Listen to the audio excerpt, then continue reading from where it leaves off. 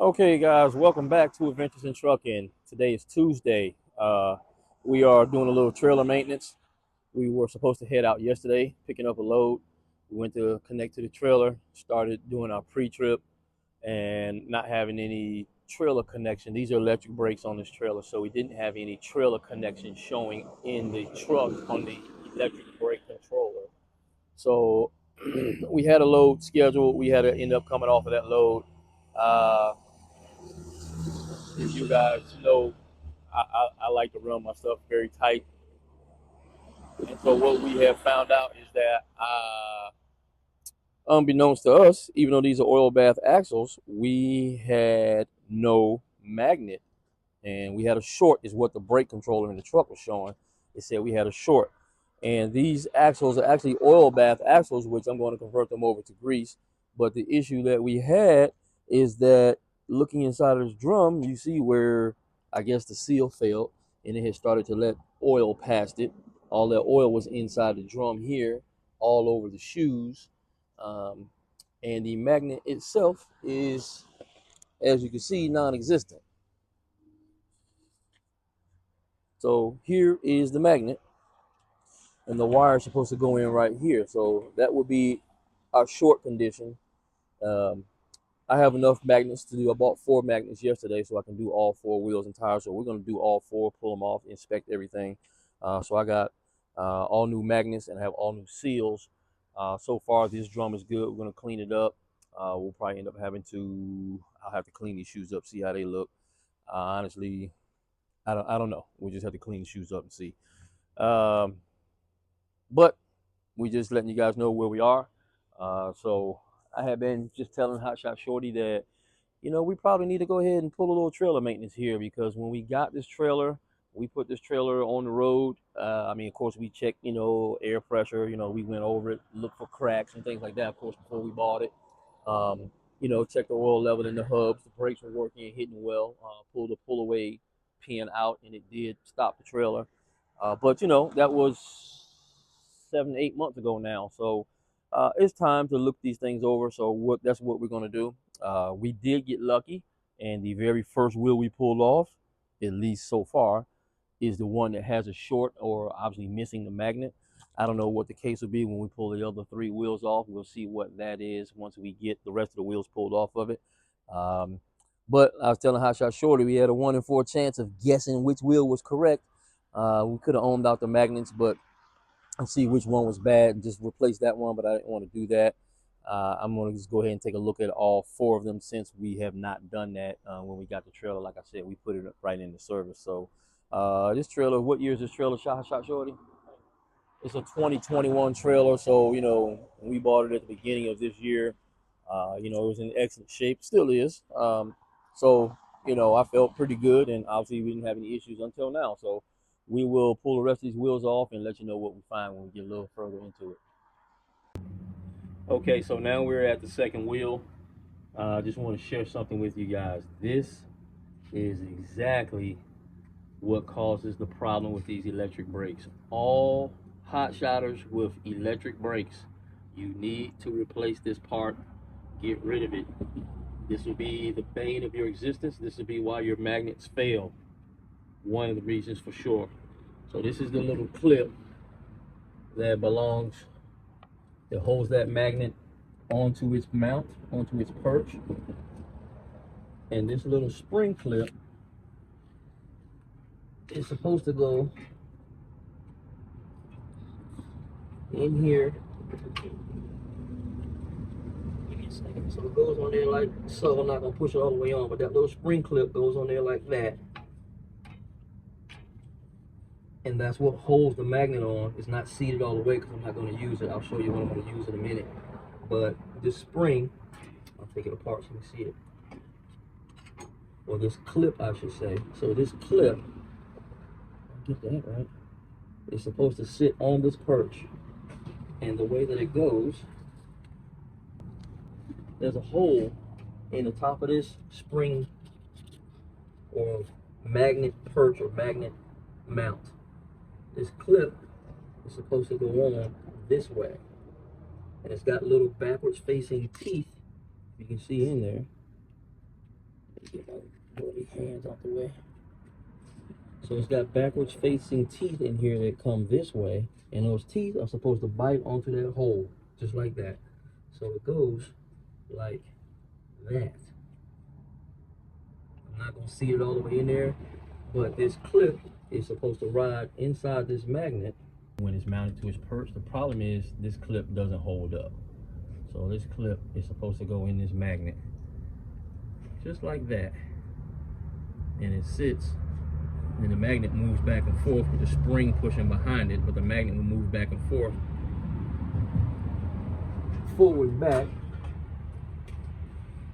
like this, because the spring will be behind it. And so the magnet goes on there, you push it down, then you push a little E-clip on here, and that's what's supposed to keep your magnet on. The magnet touches the face of the drum.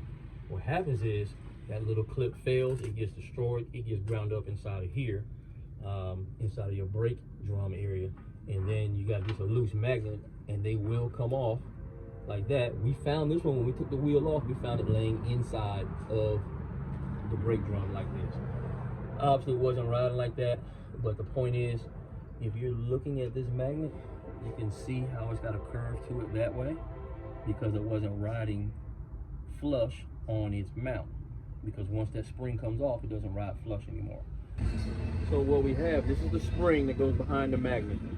If you look at it from that way, you see it's got that oval shape to it, and that oval shape is supposed to be on here like that. You want this round surface on the back of your magnet. It will go the other way, but sometimes people will put them on wrong. So if you put it on wrong, you see you don't have a good mounting surface back here. You can see where this one was on here correctly, and you can see where the wire was around there. There's really not much of a base for this big circular part to sit on anyway, but the circular part is supposed to ride against the back of the magnet. You can see that on the back of the magnet there. So it goes like that. Sometimes people will put them on like this, and that's incorrect. So if it goes on like this, that's incorrect. That will cause your magnet to ride at an angle, not keep even pressure against the back of it. Your magnet, your spring goes like this, and the broad inch-and-a-half or whatever the diameter of that circle is goes against the back of the magnet. That is what's supposed to help keep your magnet out. So this is how I do these. I don't use these clips. These are brand new. I'm not going to use them. So I use a roll pin like that.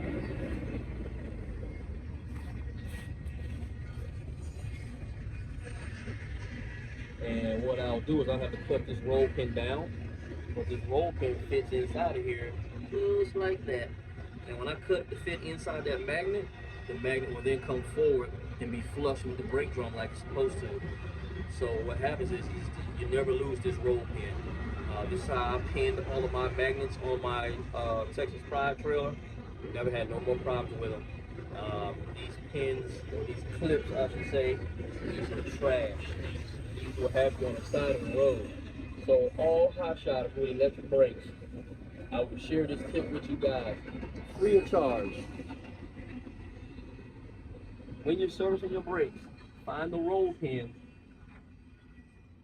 that fits. What's important is that the roll pin, because these come in different sizes, different diameters, you want a roll pin that fits in here fairly snug. I have had to use, this one actually fits in here kind of loose to be honest, but I have had to actually hammer them in sometimes. And that's okay, because once the magnet is on here, you can push the magnet back, and then you can still access this roll pin from the bottom to be able to punch it all the way out, even though it would actually be a little shorter than this. So once that's seated, once that roll pin is cut short, it'll seat inside of there like you see at the top of the magnet right here. This is something, man, I've been on the side of the road this problem. And if you guys are new or inexperienced and don't understand why you keep going through a lot of magnets, or why your magnets are falling off, or you go to take it apart and you find, well, you won't find this, what happens, they get ground up and they get gone. So you find that you're not finding this clip, change out to these roll pins. It'll definitely make a difference. I'm going to pin all of my magnets because that's what we're doing today, checking them all. But as you can see, this drum inside of here is dry, which the other one had oil in it, so it had lost the seal on the back, but it was not coming past the back of the backing plate, so we couldn't see it. So that's why you gotta full inspection and look at these things. So we'll check back in with you when we get to the next stopping point. Okay, so here we are finally at the next step. It took us a while because we had to take a break. I had to go meet somebody at a different location or some other business, but we are now having our new magnet on here. The new spring is behind here and it's seated the way that we discussed earlier, smaller end towards this movement arm. And then inside of here is that roll pin. I had to go pick these up. So this roll pin right there,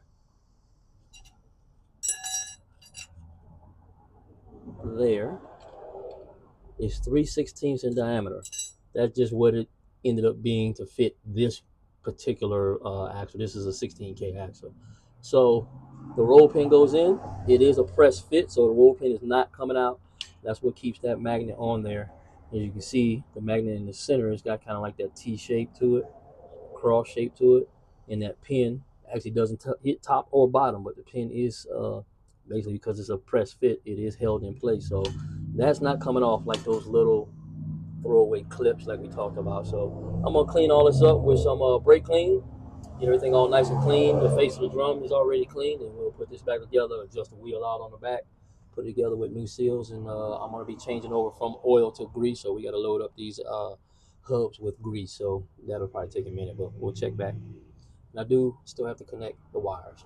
And just so you guys know, on these magnets, it doesn't matter which wire goes to which. It's just as long as it's a complete circuit. So, you know, one wire to this one wire to that one, and it'll be a complete circuit. Okay, so we got the hub back on here now. We did not replace the bearings on here. They look perfectly fine. Not even a wear mark on them, a scuff mark on the roller bearing, the taper bearing that's in the cage. So we put the bearings back, same bearings, same races. So we're putting it back together with new seals. And we used our cheater tool, which is this. This is a motorcycle or ATV lift that, you know, you put up underneath an ATV or a motorcycle to jack it up crossways. The motorcycle would sit this way on the machine and lift the whole motorcycle off the ground. As it turns out, this works perfectly to be able to lift these drums right up underneath here. And it's very precise. We can raise it and lower it. Sometimes we have to shim this a little bit. You get two of these studs basically on the bottom, so it's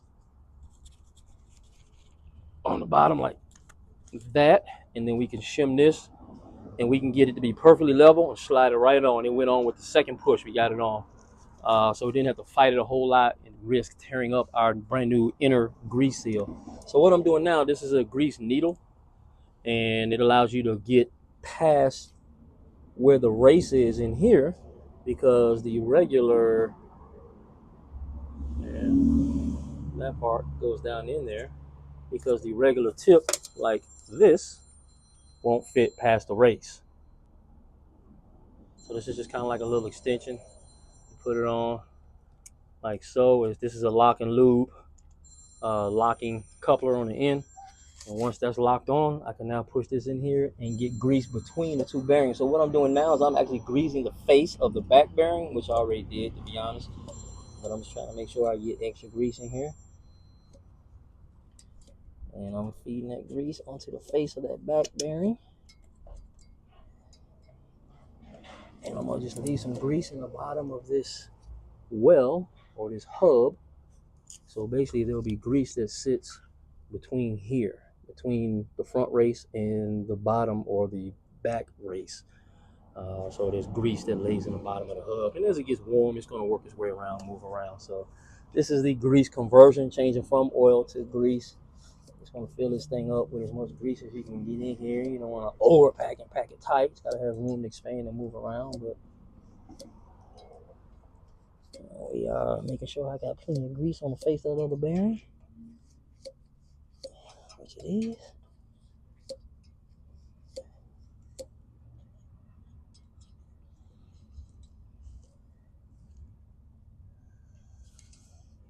See how much grease I got in my gun. Okay, I still got that much grease in here, so I'm gonna keep sending it.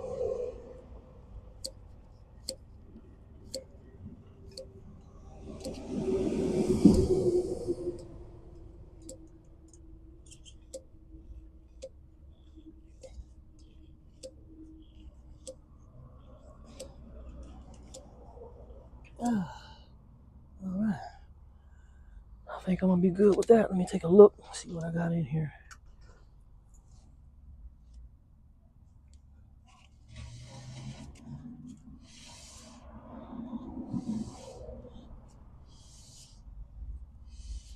Yeah, let me throw a little more in here. I want to put a little more in. In order for me to grease this back bearing, I would have to disassemble it to this point, take the front bearing out, then I can grease the back bearing without pulling this hub and drum off of here. So I want to make sure I get plenty in here now. I don't have to come back and do this after it sucks all of the grease in. All these bearings have been pre-packed in our hand. And then I also grease them with the raw coupler, the naked coupler. They've been packed tight, so the bearings are already tight, full of grease. But I just want to make sure I have plenty in here. Yeah, I don't think I'm good with that. So we will now put the outside bearing in. That's it right there, hot shot. Yeah, let's see what we got here. Yeah, I do still have to clean this bearing. It's got oil on it, but if you can see that, sometimes when these taper roller bearings start to wear, you'll see like a darker part from the top to the bottom where it's been rolling in its seat. Honestly, yeah, these are gonna go. This trailer is only 2 years old, so the guy that when we bought the trailer, he had only run like a half a dozen loads on this trailer. So we're gonna keep pushing these. We're gonna keep running them. They're fine. Okay, so we're getting ready to pack this new or cleaned bearing out. Actually, dang on, flush that again. Keep grabbing that can.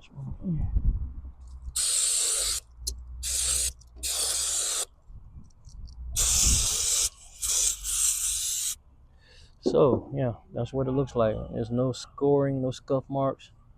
Very minimal, I think, on those few little horizontal lines that way.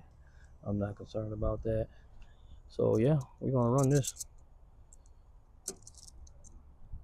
We absolutely are. So what we're gonna do is we're gonna pack the face of it like so. See the grease going down in the rollers? Watch up close here. All right.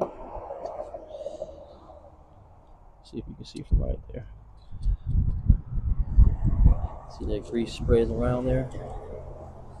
We'll continue to work this in by hand as well, but this is akin to the old school of putting grease in the palm of your hand and smearing it into the rollers.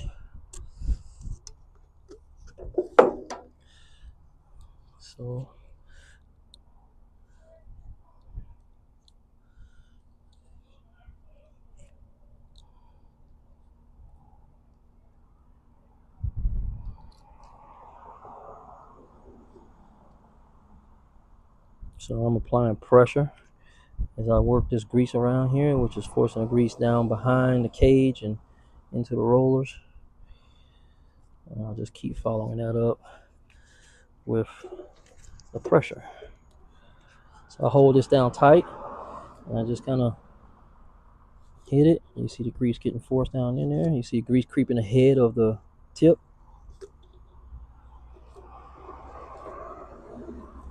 I see the rollers getting pushed out. That means it's taking the grease down behind the rollers.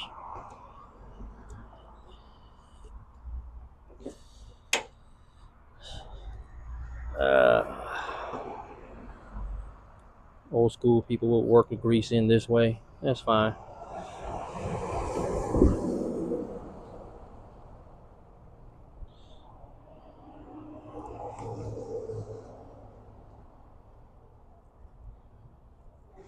This grease that I'm using is not a very tacky grease. It's very supple. So it's not going to be very stiff. It's going to basically, for what grease is worth, it's going to flow better than a tacky grease. Keep it moving around once the hub gets up to temperature. So that's what we got here. And now I'm going to grease the face of these rollers as well.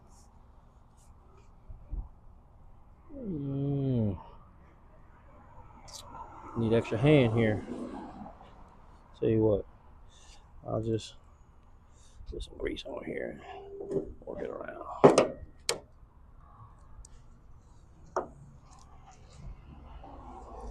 So we'll just work that around the outside edge like that.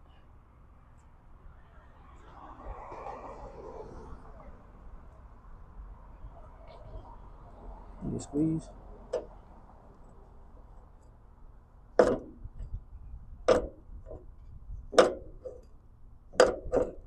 that's good. So we just got a little extra on here, and I'm gonna apply pressure and just push that grease down in there. And this is how I'll seat this roller in this race. Plenty of grease already on it.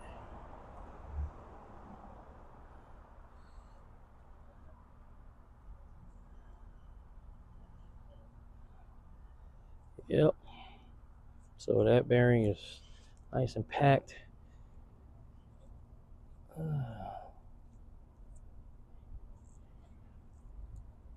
It's full of grease now. We'll rotate it a little bit like so to walk that grease down. Walk that grease on home.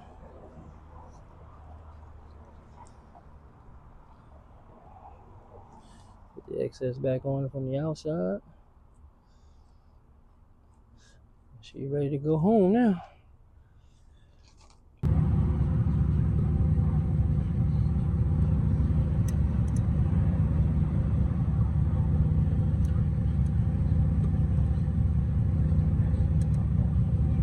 Okay, so it is now day 2. We're moving on to the front axle. We just took this drum and hub assembly off.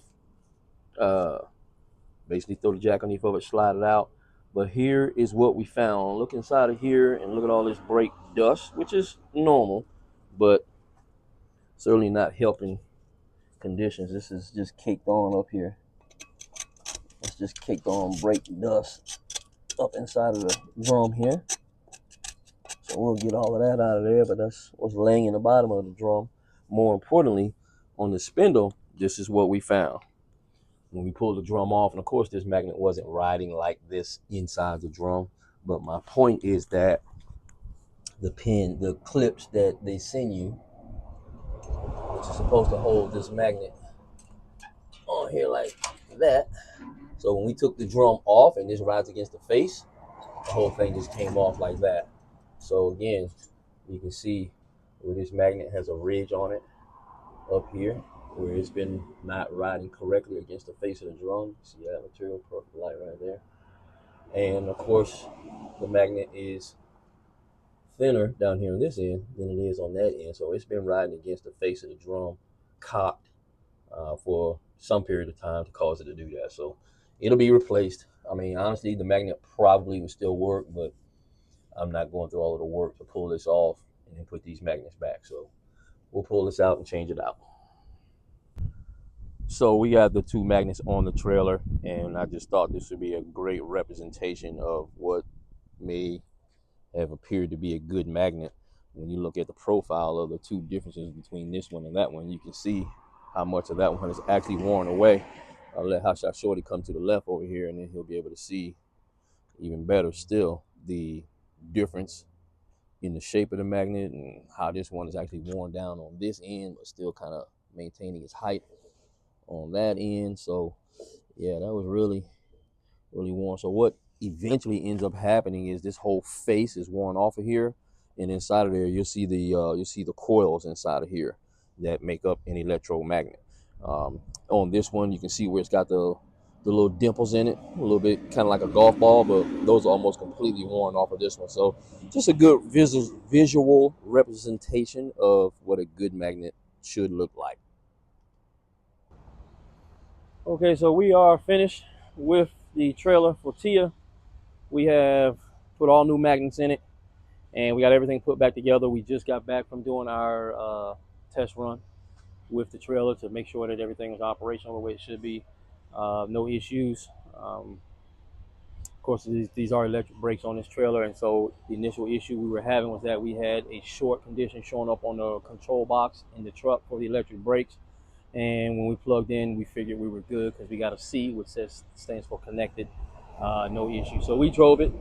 We had already adjusted the brakes out on it, and we can feel the brakes hitting like they should.